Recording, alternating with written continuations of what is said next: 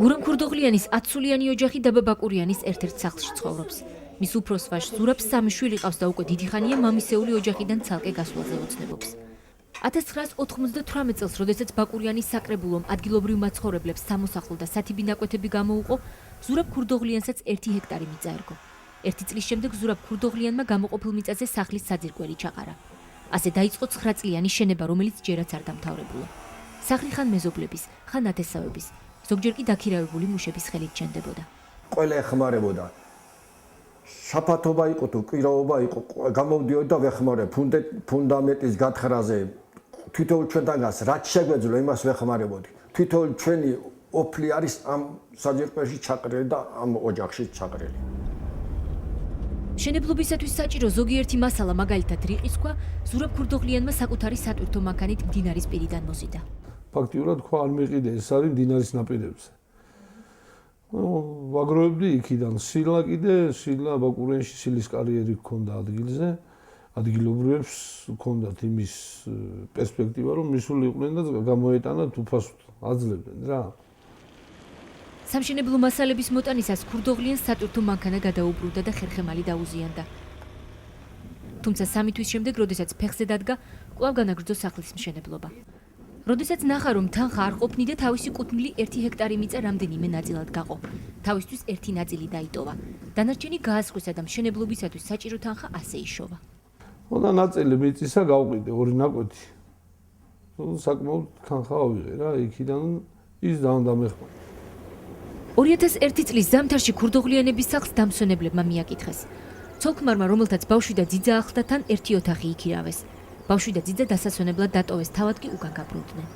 2 კვირის შემდეგ მშობლებმა შვილი და ძიძა წაიყვანეს.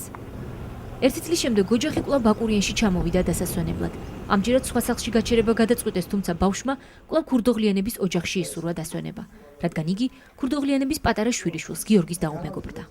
და არ მინდაო სხვაგანო მიმიყვანეთ ისევ იქ ჩემ სახლშიო, სადაც ვისვენებდიო რა. გასულ წელსო და მოიყვანეს ისევ აქ ჩვენთან. 2 კვირის შემდეგ მშობლებმა ბავშვს და ძიდას წასაყვანად რომ მოაკითხეს, მათთან გელათის მონასტრის სასულიერო პირი ახლდათ. ქურდოღლიანების ოჯახში სუფრა გაიშალა.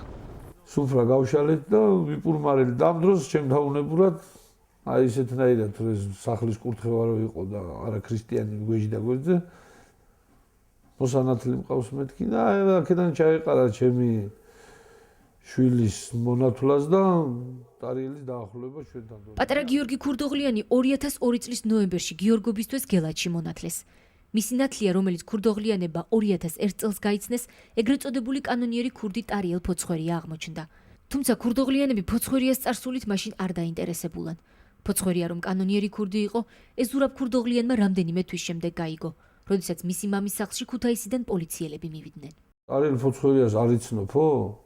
კი, მე ვუთხარი ჩემი შვილის ნათლი არის და სადისვენებდა ერთი რომელ ოთახშიო. მეთქი აქ არც დარჩენილა ის კაცი. და მაშინ გავიგე იმათ პირიდან, რომ ტარიელი ყოფილა ქურდი. სამართალდამცავების ვიზიტი ქურდოღლიანებთან ამით არ დამთავრებულა.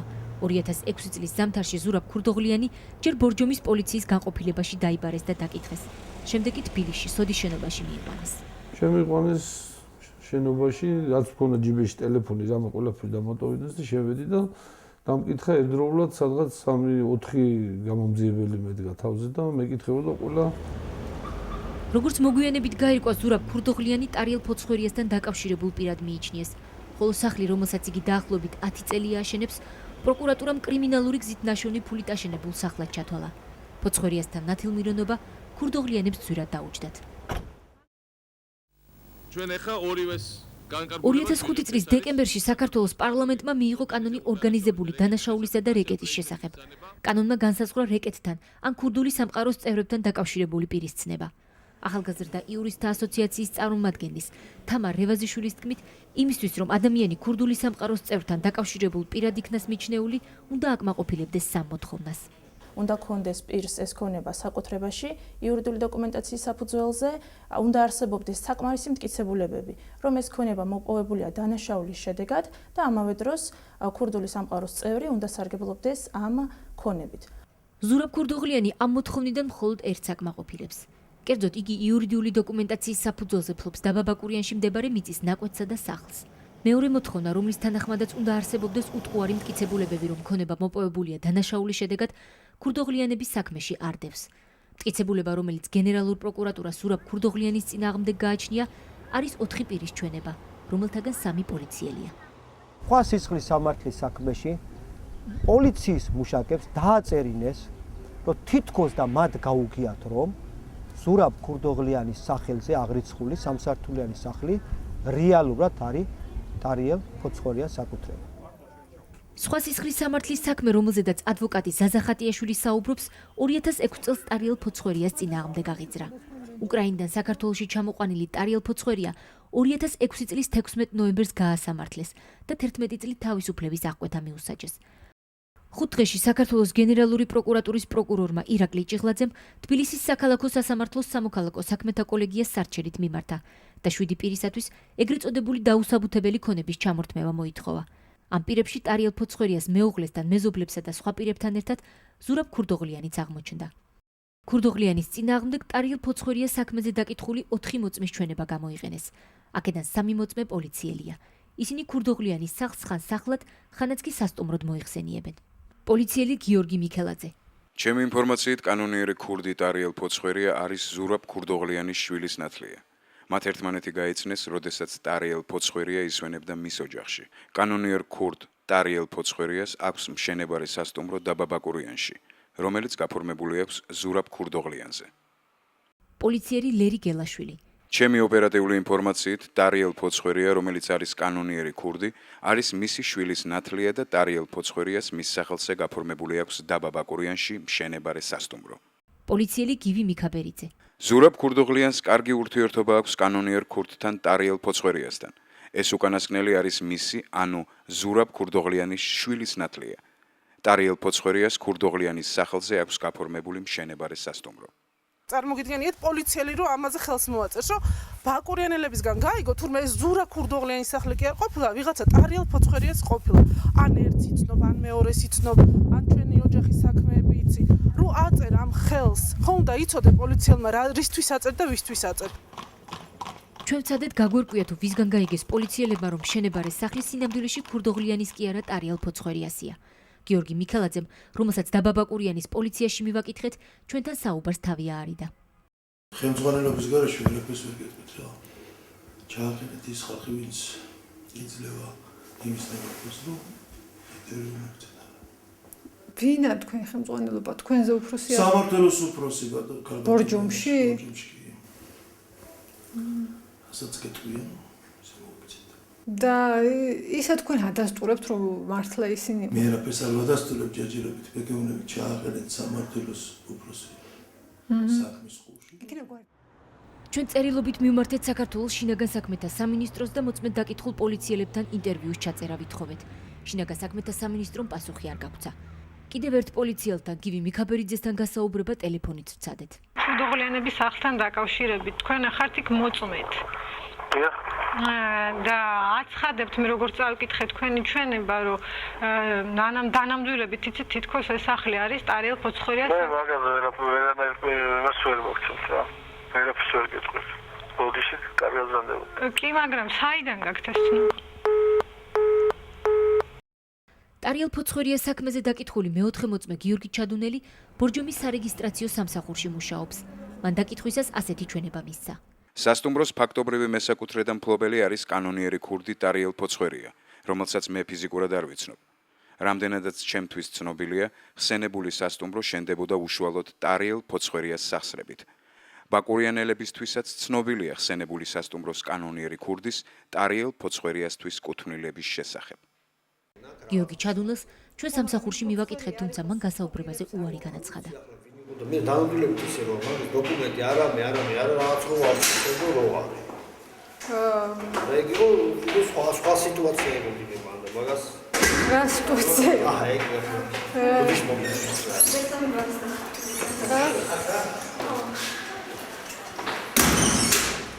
ჩადუნელის და 3 პოლიციელის ჩვენება სასამართლომ უტყუარ მტკიცებულებად მიიჩნია. მოწმეები სასამართლოს არც კი დაუკითხავს. აღნიშნული პირები სასამართლოზე არ დაკითხეს და მოსამართლემ აღნიშნული პირების ჩვენებებზე დაღდნობით, უყო სხვა სისხლის სამართლის საქმეზე გამოიტანა გადაწყვეტილება. ანუ სამოქალაქო საპროცესო კოდექსის თანახმად თვითონ პირს უფლება აქვს მის წინააღმდეგ ჩვენების მიმცემს დაუსვას შეკითხვები. ანუ ამ მის წართმევის უფლება მოსამართლეს არ აქვს. ფოცხვერია საქმეზე მოწმებად დაიკითხნენ დაბა ბაკურიანის ყოფილი მიწათმომწყობი ნოელ ლომიძე და ყოფილი გამგებელი კოტე მიქაბერიძე. ორივე მოწმემ გამოძიებას უთხრა, რომ სახლი ისევე როგორც მიწა ზურაბ ქურდოღლიანის პირადი საკუთრება იყო. ნოელ ლომიძე წარმოდგენილ სურათზე აღბეჭდილი სახლი, რომელიც მდებარეობს აღმაშენებლის ქუჩაზე დაბა ბაკურიანში, მე როგორც ვიცი ეკუთვნის ქურდოღლიანების ოჯახს და ისინი აშენებენ ამ სახლს. კოტე მიქაბერიძე წარმოდგენილ სურათზე ნაჩვენები სახლი მდებარეობს დაბა ბაკურიანში, აღმაშენებლის ქუჩის მიმდებარე ტერიტორიაზე და იგი ეკუთვნის და აშენებს, როგორც ვიცი, ქურდოღლიანების ოჯახს. ხალხმა უთხრა, რომ არ არისო ბატონო, ეს არის ზურაბ ქურდოღლიანი. არა, იმათ არ მიაქციეს ყურადღება და არა, მანდა მეც იმ სამი პოლიციელის ჩვენება გახდა ამ საქმის საბაბი. კი ბატონო, ესეთ სამართალი თუ გვაქვს? რა ვიცი. იმისათვის, რომ მას ქონება ჩამოერთვას, სახეზე უნდა იყოს მეორე ნიშანი, ეს არის ქონების დაუსაბუთებლობა. ზურაბ ქურდოღლიანმა კი სასამართლოს დაუსაბუთა, რომ მას სახლის მშენებლობისათვის საჭირო თანხა ჰქონდა. და ზურაბ ქურდოღლიანმა სასამართლოში წარადგინა ყიდვა-გაყიდვის ხელშეკრულებები, რომლებიც ამტკიცებდა, რომ მას ჰქონდა 88,000 ლარის შემოსავალი. ანუ 3 მიწის ნაკვეთი გაყიდა ზურაბ ქურდოღლიანმა იმისათვის, რომ ეს შენობა აეშენებინა. ყიდვა-გაყიდვის ხელშეკრულებებით ირკვევა, რომ ზურაბ ქურდოღლიანმა მიწის ერთი ნაწილი 7,668 ლარად გაყიდა, მეორე ნაწილი 60,000 ლარად, ხოლო მესამე ნაწილი 30,000 ლარად. ჯამში ზურაბ ქურდოღლიანს თითქმის 98,000 ლარის შემოსავალი გაუჩნდა. ბაკურიანის სახლი კი, რომელსაც ქურდოღლიანს ედავებიან, სასამართლოს მიერ დანიშნულმა დამოუკიდებელმა აუდიტორმა 51,600 ლარად შეაფასა. თუ გავითვალისწინებთ იმას, რომ საქმეში არის 3 ნასყიდობის ხელშეკრულება, მას შეეძლო ამ შემოსავლებით აღნიშნული სახლის აშენება, თან თუ გავითვალისწინებთ იმას, რომ ეს სახლი შენდებოდა სისტემატურად, ანუ გრძელდება, ეს არ დამთავრებულა ამ სახლის მშენებლობა დაუშვათ 1 დღეში და 2 დღეში. მოსამართლე ირაკლი ადეიშვილისთვის ნოტარიულად დამოწმებული ნასყიდობის ხელშეკრულებები სანდო არ აღმოჩნდა. მას საკუთარ გადაწყვეტილებაში ჩაწერა. მხოლოდ შესყიდვის ფასის ხელშეკრულებაში ჩაწერა არ წარმოადგენს ამ თანხის მიღების დამადასტურებელ მტკიცებულებას. აღნიშნულზე უნდა არსებობდეს გადარიცხვის დამადასტურებელი ქვითარი ან მხარეთა შორის გაფორმებული მიღება-ჩაბარების აქტი. თამუნა რევაზიშვილი განმარტავს, რომ კანონი მყიდველსა და გამყიდველს არ ავალდებულებს თანხა მაინც და მაინც საბანკო ანგარიშწორებით გადარიცხონ და არც მიღება-ჩაბარების აქტის აუცილებლობაა სადმე დაფიქსირებული.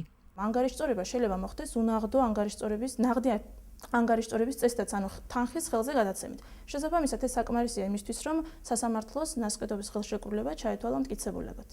ირაკლი ადეიშვილის გადაწყვეტილებით ფაქტობრივად ეჭქვეშ დადგა საქართველოში სანოტარო წესით გაფორმებული ხელშეკრულებების უმრავლესობა. გახადა იმის საშიშროება, რომ ნებისმიერი მხარე, ვისაც არ ექნება მიღება-ჩაბარების აქტი, შეიძლება გაუჩნდეს პრეტენზია, რომ ეს ნასყიდობის ხელშეკრულება არის ბათილი და გაიზარდოს ამით არა მარტო სასამართლოში მიმართვის დიდი ალბათობა, არამედ უაზრო დავების შემთხვევებიც კი. უფრო საინტერესო არგუმენტი მოიფიქრეს სააპელაციო სასამართლოში. სამოქალაქო საქმეთა პალატამ, რომლის შემადგენლობასაც მოსამართლე ქეთევან დუგლაძე ხელმძღვანელობდა, საკუთარი არითმეტიკა შექმნა და განჩინებაში ჩაწერა. დასახელებული ნასყიდობის ხელშეკრულებების ფასი არ ფარავს საცხოვრებელი სახლის სახარჯდაღრიცხვა ღირებულებასაც კი. თუმცა 3 მიწის ნაკვეთის გაყიდვის შედეგად მიღებული 97,668 ლარი აღემატება სახლის რეალურ ღირებულებას, ანუ 51,600 ლარს. სააპელაციო სასამართლომ მიიღო მტკიცებულებად ნასყიდობის ხელშეკრულება, მაგრამ სხვა ინტერპრეტაცია გააკეთა, ანუ თითქოს იქ მოყვანილი ნასყიდობის ფასი არ ფარავს ხარჯდაღრიცხვის ღირებულებასაც კი. თუმცა რომ ნახავთ ნასყიდობის ხელშეკრულებებს, სავსებით საკმარისია ეს ფასი იმისთვის, რომ დაიფაროს სახლის ხარჯდაღრიცხვის ღირებულება. გარდა მიწის გაყიდვით ნაშოვნი ფულისა ზურაბ ქურდოღლიანმა სასამართლოს წარუდგინა 20,000 ლარზე მეტი შემოსავალი, რომელიც მათ საკუთარი ტრაქტორით მიწის მოსწორების სანაცვლოდ აიღო. მან განმარტა, რომ საკუთარ სატვირთო მანქანას ამუშავებს და ამით გარკვეულ შემოსავალს ღებულობს. გარდა ამისა, ზამთარში მამისეულ სახლში მოსული დამსვენებლებით შემოსავალს ტოვებენ. ქურდოღლიანმა დამატებით სასამართლოს წარუდგინა ათეულობით სული მსხვილფეხა პირუტყვის გაყიდვის ანგარიშ ფაქტურები. საქონელი მამამისმა გურამ ქურდოღლიანმა მოაშენა.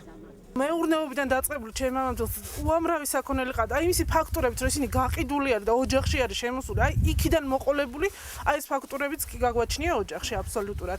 ცემენტი, ქვიშა, ვიზი არის გაყიდული, ვინ მოიტანა. აბსოლუტურად არ აინტერესებს სასამართლოს რა, უგულვაყოფს ყველანაირ დოკუმენტს.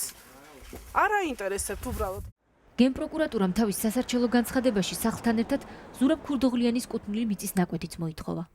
დაუსაბუთებლად ან და უკანონოდ იქნეს ცნობილი ზურაბ ქურდოღლიანის, რომელიც წარმოადგენს ქურდული სამყაროს წევრთან, ტარიელ ფოცხვერიასთან დაკავშირებულ პირს ფლობელობაში არსებული ქონება, მიწის ნაკვეთი და შენობა ნაგებობა, მდებარე ბორჯომის რაიონი და ბაბაკურიანი. ის მიწის ნაკვეთი, რომელზეც არის აშენებული ეს სამსართულიანი სახლი, ზურაბ ქურდოღლიანს მიღებული ჰქონდა საკრებულოს დადგენილებით 1998 წლის 30 აპრილს. ანუ ზურაბ ქურდოღლიანთან ერთად რამოდენიმე ათეულმა მოქალაქემ მიიღო მიწის ნაკვეთი. მიწის ნაკვეთი, რომ ქურდოღლიანმა სახელმწიფოსგან მიიღო, ეს ფაქტი როგორც პირველი ინსტანციის, ასევე სააპელაციო სასამართლოებმა სარწმუნოდ ცნეს. თუმცა ორივე ინსტანციამ საკუთარი გადაწყვეტილებით ზურაბ ქურდოღლიანს სახლთან ერთად მიწაც დაუსაბუთებელ ქონებად ჩაუთვალა. რა გახდა მიწის ჩამორთმევის საფუძველი? ამ შეკითხვაზე სასამართლოების მიერ გამოტანილ გადაწყვეტილებებსა და განჩინებაში არაფერი წერია. მიწა ქურდოღლიანებს დაუსაბუთებელ ქონებად მტკიცებულების გარეშე ჩაუთვალეს. სასამართლოებმა დაადგინეს, რომ კანონიერი ქურდი ტარიელ ფოცხვერია ისვენებდა ზურაბ ქურდოღლიანის ბინაში. ეს არის საოცრება, ვინაიდან ეს სახლი არის კარკასი. ჯერჯერობით სახლი არ არის აშენებული. ეს სახლი შენდება 12 წელი. აქედან გამომდინარე, ვერანაირად კანონიერი ქურდი ტარიელ ფოცხვერია ამ სახლში ვერ დაისვენებდა. ტარიელ ფოცხვერია ზურაბ ქურდოღლიანის მამის სახლში ისვენებდა. ანუ კანონის მესამე მოთხოვნა, რომ კრიმინალი უნდა სარგებლობდეს ქონებით, ქურდოღლიანების საქმის მასალებით არ დასტურდება. ქონების სარგებლობასთან ამ შემთხვევაში ვერ გვექნება ადგილი, იმიტომ რომ სახლი, როგორც საქმეშია წარმოდგენილი, არის ჯერ კიდევ კარგასულ მდგომარეობაში, შესაბამისად მისი სარგებლობა, მესამე ელემენტი, რომელიც აუცილებელია არსებობდეს, გამორიცხულია. ქურდოღლიანების სადავოდ გამხდარი სახლი წლების მანძილზე შენდებოდა და ჯერაც არ არის დასრულებული. წლების მანძილზე გაჭიანურებულ მშენებლობას ქურდოღლიანებიცა და მათი მეზობლებიც უფულობას უკავშირებენ. ზურა აკეთებს ამას 10 თუ რავი რამდენი წელია, რაც მე თავი მახსოვს ჩამოსული ვარ აქ, აშენებს და აშენებს და კიდე დაუმთავრებელია, კარგად ხედავთ. ვინმე რო ეხმარებოდეს და ფული რო ქონიყო იმდენი და მილიარდები, მაშინ ერთ წელიწადში შეაშენდა, გაუშვებდა და თავის ფულსაც ამოიღებდა კიდე. ამ კაცს რო ფული ქონდეს, 12 წელი აი ამას აშენებდა და შიგჯერდა ჯერ ახლა არის გასაკეთებელი ყველაფერი, ხო? ეგ ამოდელა სახლებს რო აშენებენ 2 თვეში და 3 თვეში. თელ ცხოვრება კაცი სახლს აშენებს. თელი ხალხი ეხმარება. 2 თვეში კიდე სახლები წამოჭიმეს. ისინი სამართლიანად არიან, ეს არის უსამართლო ესე. ეს გამოვიდა უსამართლო. ეს არის ზუსტად სამართალი. ზურაბ ქურდოღლიანის მეუღლემ დღეს ისიც არ იცის, თუ როგორ აუხსნა შვილებს სახლისა და მიწის ნაკვეთის წართმევის ამბავი. რა უთხრა მე ამ ბავშვებს, აი რა იმედით გავზადო, რა უთხრა, როგორ აუხსნა ჩემ შვილებს, რომ ყავს ისეთი მთავრობა, რომ შეუძლია რომ მოვიდეს და წაგვართვას სახლი, რომელსაც ასე სიმწრი და რუდუნებით ვაშენებდი. სამ პატარას რო ქუჩაში გამოაგდებ, ეს დიდი უსამართლოება, რომელიც ქვას იადებდა მშობელთან ერთად და შრომობდა. ჩემი 5 წლის ბიჭი, აი ჩემი 5 წლის ბიჭი, მაშინ 5 წლის იყო, ფიცარს, აი საცოდაობით, აი როგორ და ნუ კიდო ხელი ამ სახს. ფიცარს ეზიდებოდა მამამისთან ერთად და რამდენი ბლოკი ჩემი ხელი დამიცლი ამ სახლზე, იმდენი სიცოცხლე ჩემ შვილებს. აი ჩემ ნაცვალებს, ნაშრომს, ვერავის ვერ უმტკიცებ იმას, რომ არის ჩემი და არა სხვისი, არის წვალებით და ნაშრომით აშენებული. და ნაოფლარით და არა კრიმინალური გზით ნაშოვნი ფულით. ვერ დამიმტკიცებია დღემდე. საშველი თუ იქნება და სამართალი მაინც ბოლოს პურს ჭამს, აგერ გამოჩნდება. ქურდოღლიანების მოლოდინი არ გამართლდა. უზენაესი სასამართლოს პალატა მოსამართლეების მაია სულხანიშვილის, როზა ნადირიანისა და თეიმურაზ თოდრიას შემადგენლობით გადაწყვიტა, რომ ქურდოღლიანების საქმე უზენაეს სასამართლოში განსახილველი არ იყო. ოჯახის გადარჩენია სამართალი საქართველოს საზღვრებს გარეთ, ადამიანის უფლებათა ევროპულ სასამართლოში ეძებოს. პატარა გიორგი ქურდოღლიანი კი, რომლის მონათვლამაც ქურდოღლიანების ოჯახს წარმოუდგენელი პრობლემები შეუქმნა, იმედს მაინც არ კარგავს და მამასთან ერთად თავისად მიჩნეულ სახლს მაინც პატრონობს.